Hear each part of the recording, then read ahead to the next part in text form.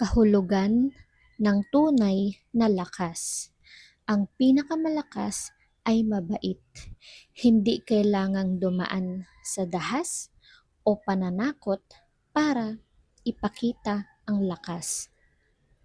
Ang pinakamatalino ay tahimik. Hindi nila kailangang magmayabang o makipagtalo para lang mapatunayang tama sila. Ang pinakamatapang ay kalmado. Sa gitna ng problema o panganib, nananatili silang mahinahon at may kontrol sa sarili. At ang pinakamayaman ay simple. Hindi nila kailangang magpakita ng mararangyang gamit para lang mapatunayan ang kanilang yaman. Ang pinakamasaya ay pribado. Ninanamnam nila ang ligaya sa totoong buhay at hindi na kailangang i-post ang lahat sa social media. The happiest are private. Ang pinaka may tiwala sa sarili ay mapagkumbaba. Kilala nila ang kanilang sarili, kaya hindi nila kailangang magmayabang. Ang pinaka sigurado sa sarili ay hindi naghahanap ng pagkilala. Hindi nila kailangang purihin ng ibang tao para gumaan ang kanilang pakiramdam. Hindi sila nanghihingi ng approval ng iba para magustuhan sila. Ang pinakamatalino ay pinipili ang kapayapaan kaysa sa gulo. Iniiwasan nila ang mga walang kwentang away o tsismis para sa katahimikan ng isip. Kumbaga, pinipili nila kung saan nila ilalagay ang kanilang energy at hindi magsayang sa mga walang kwentang argumento. Ang pinakamabait ay walang hinihintay na kapalit. Bukas palad silang tumutulong ng may malinis at tapat na intensyon. Ang pinakamatiisin ay nagtitiwala sa proseso.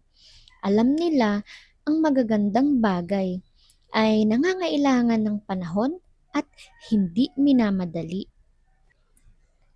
Ang tunay na kapangyarihan ay hindi kailangang patunayan ang sarili. Ang taong may tunay na lakas at integridad ay tahimik at may kapayapaan sa kanyang sarili. Ang hindi pagsasabi o hindi pagmamayabang ng iyong kakayahan ay tinatawag na quiet competence o tahimik na kahusayan. Narito ang mga pangunahing dahilan kung bakit mas mabuting itago ito at ipakita na lang kapag kinakailangan. Una, mas may impact ang pagkilos kaysa salita.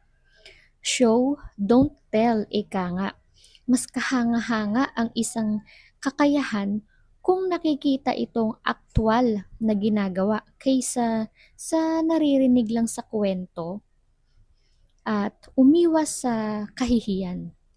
Kung palagi mong sinasabi ang kaya mo, itinataas mo ang ekspektasyon ng mga tao. Kung magkamali ka, mas malaki ang magiging usap-usapan. Pangalawa, proteksyon laban sa inggit at kompetisyon. Iwas eye catcher, sabi nga, 'di ba? Ang taong madaldal tungkol sa kanyang talento o kakayahan ay madalas na nagiging target ng inggit, hinala o paninira ng iba. Kung ikaw ay tahimik, ito ay secret weapon mo. Kung hindi alam ng mga kakumpetensya mo ang tunay mong lakas, mas may bentahe ka o mas lamang ka dahil hindi nila mapaghahandaan ang mga galaw mo. Pangatlo, pag-iwas sa pagsasamantala ng iba. May mga abusadong pabor kapag nalaman ng mga tao na marami kang alam o kaya mong gawin ang lahat. Mas madalas ay iaasa na lang nila sa iyo ang mga trabaho o humingi ng libreng serbisyo. Ikaw ay may tamang boundaries sa pagtatago ng kakayahan na poprotektahan mo ang iyong oras at lakas para sa mga bagay na talagang mahalaga sa iyo. Pang-apat, pagpapakita ng tunay na humility or pagpapakumbaba. Hindi gutom sa papuri. Ang taong may tunay na kumpiyansa ay hindi nangangailangan ng palakpak ng iba para maramdamang magaling siya. Sapat na sa kanya na alam niya ang kanyang halaga. Mas nirerespeto, mas iginagalang ng lipunan ang mga taong may itinatagong galing ngunit nananatiling simple ang trato sa kapwa. Ang paggamit ng kakayahan sa tamang oras ay tinatawag na strategic timing. Ang susi dito ay ang pagiging sensitibo sa pangangailangan ng sitwasyon at hindi sa kagustuhang magpasikat. Narito ang mga praktikal na paraan kung paano mo ito magagawa ng may katalinuhan at dignidad. Una, kapag may tiyak na pangangailangan, ilabas ang iyong galing kapag ang sitwasyon ay nangangailangan ng agarang tulong. Tulad ng kapag may problema sa trabaho na walang makalutas o may emergency. Hayaan muna ang iba na subukan ang kanilang kakayahan. Kung hindi nila kaya o humingi na sila ng saklolo, doon ka pumasok ng dahan-dahan at walang pagmamayabang. Pangalawa, kapag hiningi ang iyong tulong o opinyon, ang pinakamagandang oras para ipakita ang kakayahan ay kapag ikaw ay formal na nilapitan o tinanong. Ang unsolicited advice o biglang pakikialam ay madalas na mamasamain ng iba bilang pagmamarunong. Ibigay lamang ang kailangan sa sitwasyon. Huwag ibuhos ang lahat ng alam mo sa isang bagsakan para hindi magmukhang nagpapakitang gilas.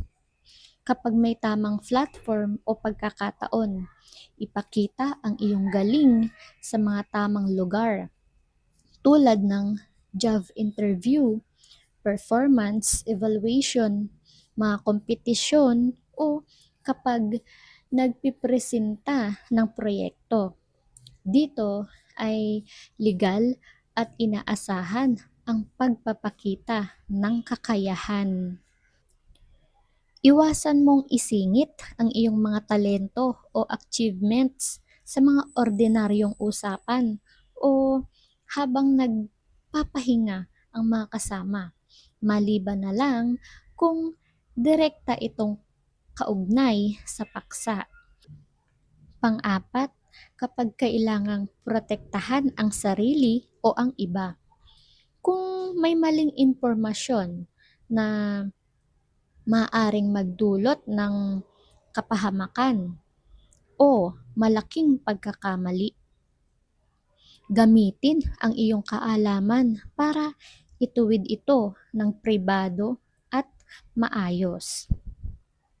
Gamitin ang iyong lakas, impluwensya o talino para tulungan ang mga taong hindi kayang ipagtanggol ang kanilang sarili.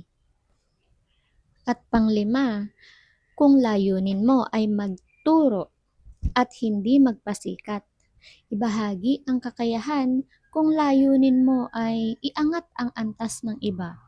Kung nakikita mong may gustong matuto, dahan-dahan itong ituro sa kanila sa paraang hindi makakaramdam ng liit sa kanilang sarili. Maraming salamat po sa inyong pakikinig. Sana ay marami po kayong natutunan. Please don't forget to like and subscribe. Thank you!